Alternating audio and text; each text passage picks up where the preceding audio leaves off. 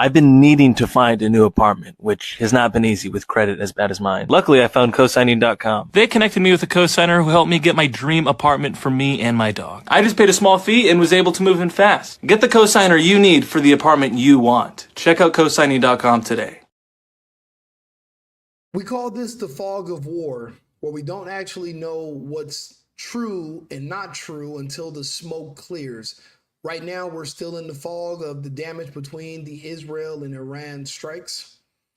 However, it is being widely reported that the Mossad chief named David Barnea was liquidated by the Iranians.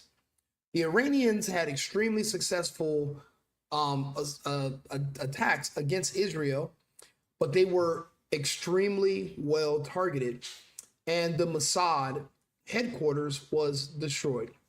Mossad is the equivalent of the CIA. It's actually the Israeli intelligence organization. It's widely regarded as a terrorist organization because they do go around to different countries, ignoring borders and laws, and they have conducted covert assassinations against anyone they decided needed to go. So that's why this is such a big deal, but that also kind of explains why Israel will not let anyone take pictures or video without being sent to prison if you're showing which buildings were destroyed in Israel. It appears to be an extremely large cover-up, but I want you to know about this man, Mr. David Barnea, who might no longer be with us. Again, this is what's being reported. It's the fog of war, and I'm just repeating it back to my audience. First of all, I want to express my immense appreciation for everything you are doing here. Not just from the beginning of the operation, I mean many months and even many years back, that you actually managed to do all the activities correctly so that we are able to reach one appropriate moment, which is the moment of the beginning of the operation. There was not a single person here who was not moved.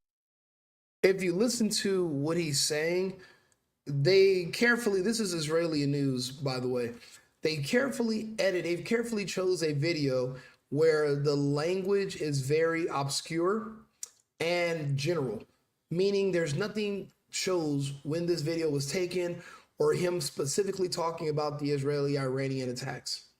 So this is an old video, this is dated. Moved to the depth of his soul, not only because we succeeded, but because we truly understood the magnitude of the hour of the... See, if you, again, it's all just very general. There's nothing specific so that you'll be able to date this video. And this was put out, and this apparently is the leader of the Mossad. This is their chief, and he is no longer with us.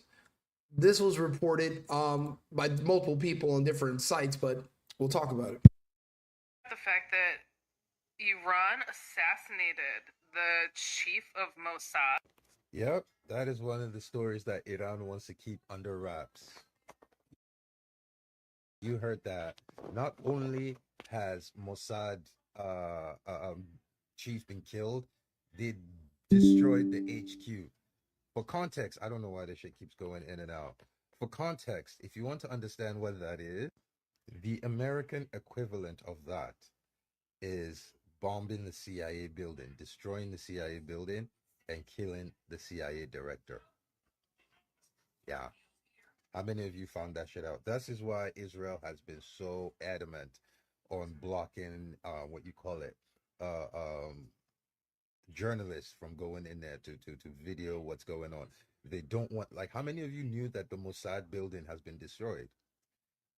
That's the whole point of Israel controlling journalists. They don't want certain type of information coming out. But yo, to be fair, it seems Iran is doing a lot more damage than we thought they're actually doing. Why? So it appears that Israel bit off more than it could chew from the Iranians. Why they, and this is the thing, Benjamin Netanyahu is scheduled to go to prison. As soon as the war stops, as soon as the fighting stops and Israel can get back to business, he goes to jail. It's in Benjamin Netanyahu's best interest to make sure things in Israel never go back to normal, never go back to business as usual. He has to keep instability and he has to keep war going. He's been on this since October 7th. I don't think it's going to end anytime soon. However, he took a gamble. He rolled the dice, and it could have went one of two ways. Trump could have jumped in with them and went into a full-scale assault against the Iranians, or Trump could have just did what he did and said, we're going to just support you from the background with refueling, shoot some missiles out of the sky, but we're not going to join the war against Iran. And Trump did the right thing. I was nervous at first, and I said, if Trump strikes Israel, if Trump strikes Iran, or Trump tries to join the war against them, then the America First movement is over. However, he did launch strikes, but they were unsuccessful. However, there was a ceasefire that came after that. But I think now the Israelis have a respect for the Iranians because, at least for the time being, under this administration, Israel finally understands that our arsenal is not theirs to wield against whoever they want to. You got to think about it. We've been fighting wars for Israel for 30 years now. The war in Iraq #1, Iraq #2, Desert Storm, Libya, Syria, now Iran. And there was a list of countries, and there's only like 4 more countries left that we were scheduled to overthrow by 2020. So we're only off by a few years. The American arsenal is not up for the control of the Zionists. And I think Trump is starting to see through Netanyahu. A lot of us have saw through him a long time ago. Another thing that's being reported is that Iran actually captured a lot of the spies that helped Israel assassinate other Iranian officials. So now Iran.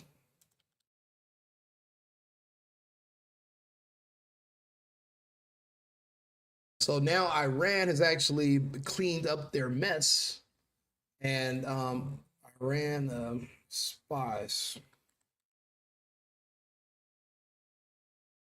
So they're executing men in Israel. They're executing Iranian men who were accused of spying for Israel.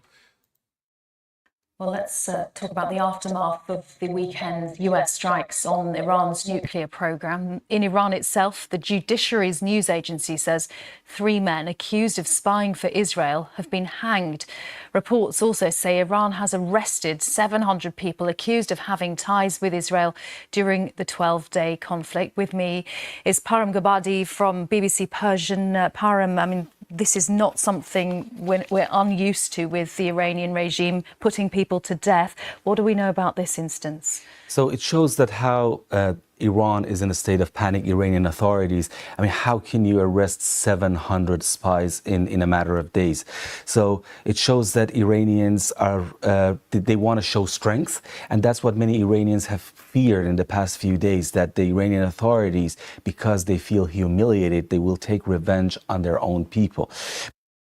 Now, the reason I would counter that argument is because, well, if you look over here and you look up Israel blocking reporters, then you would literally be able to make the same assessment. Israel is panicking. Israel is afraid. Israel doesn't want this to get out. This is actually a Fox News anchor that they blocked in Israel. Has been up all night, is standing by with all the details. Trey, what can you tell us? Yeah, Laura, following that Israeli attack against Iranian nuclear facilities and top IRGC leadership overnight and into today, the Iranians have responded with 3 waves of ballistic missiles. This is Israel's version of the Pentagon, the Kiryat. And the building on this compound was just hit. Please go back, please. You can understand.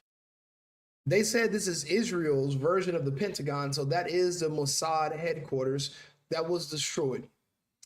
And allegedly, David Barnea, the leader of Mossad, was in the building along with countless other Mossad agents and staff, still were there working, and they've been liquidated. So the same points that they're trying to use propaganda to make about Iran, there's actually where they're being hypothetical when they're trying to guess why they're capturing all these spies. There's actually verifiable facts and reasons that you can look into of them actually panicking and not only just blocking reporters, but threatening anyone who takes pictures or makes videos of the damage and puts it on the internet, that they're actually threatening you with putting you behind bars for years. Years in prison for just reporting the news. If that's not afraid and panicking, I don't know what is.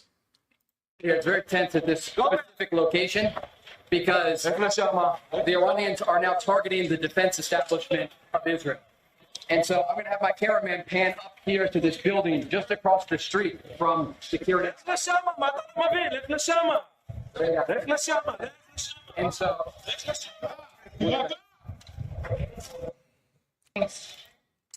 Well, apparently Fox News is not welcome to take pictures of the damage, but this reporter live on the ground confirmed the Pentagon of Israel destroyed. Their whole little district right there, specifically targeted, pinpoint targeted. Now, Iran, with the ferocity of their technologically advanced missile system, could have, liquidated thousands of civilians. They didn't. They specifically went after military and intelligence targets in Israel. Israel knows damn well they had no chance against Iran. That's why they've only postured against Iran for years.